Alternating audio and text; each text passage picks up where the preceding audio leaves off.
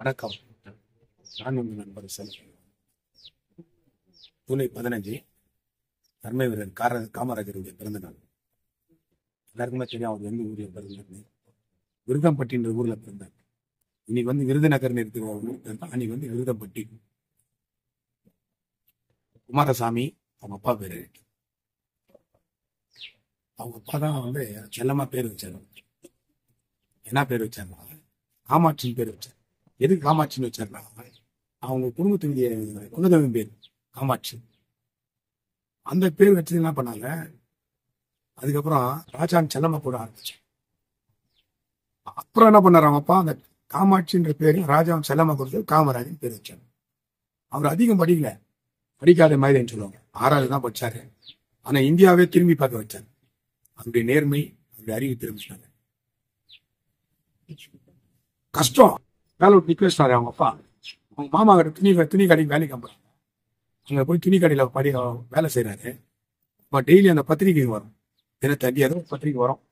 தமிழ் பத்திரிகை வரும்போது படிச்சுட்டு தெரிஞ்சுக்கிறாரு. காந்தியுடைய ஸ்பீச்சு, சத்தியமூர்த்தி அவருடைய ஸ்பீச்சு, ராஜாஜி இவங்க பாக்குறாரு பத்திரிகைலாம் நடக்குது. அப்ப மக்கள் சுதந்திரத்துக்காக போராட்டம் பண்றாங்க. அப்ப நம்ம ஏன் இது கலந்து போராட்டம் பண்ணக்கூடாது, ஏன் கலந்து இதுல ஃபர்ஸ்ட் வெளியே வர்றாரு.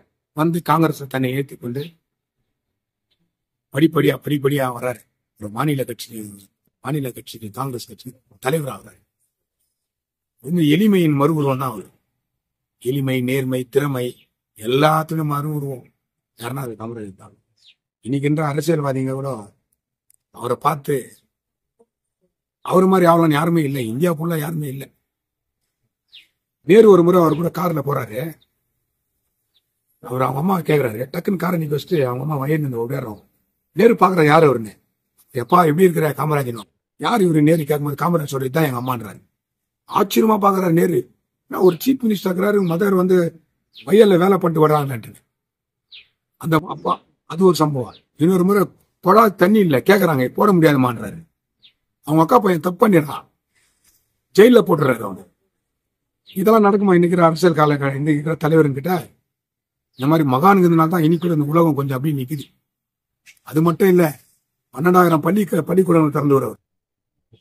12,000 ஸ்கூல்ஸ் திறந்தவர். பல டேமுகளை கட்டினவர். அதனால இன்னைக்கு அவருடைய பிறந்த நாள்ல அவரை போற்றி வணங்கி பிஎம்எல் தொழிற்சாலை இருக்குதுயா, அதுக்கு அதை நிறுவனதே காமராஜர் தான். ஆனா நம்ம நன்றியை மறந்துட்டோம். தங்கவயல்காரன் ஒருத்தர் குரல் கொடுக்கறதுல ஆலமரம் சைட்ல அவர் பேருக்கு அட்லீஸ்ட் அந்த ஸ்ட்ரீட்டுக்கு எதனா காமராஜர் தெருவின் பேர் வைக்க முடியுதா? ஆலமரம் சைட்ல இல்ல.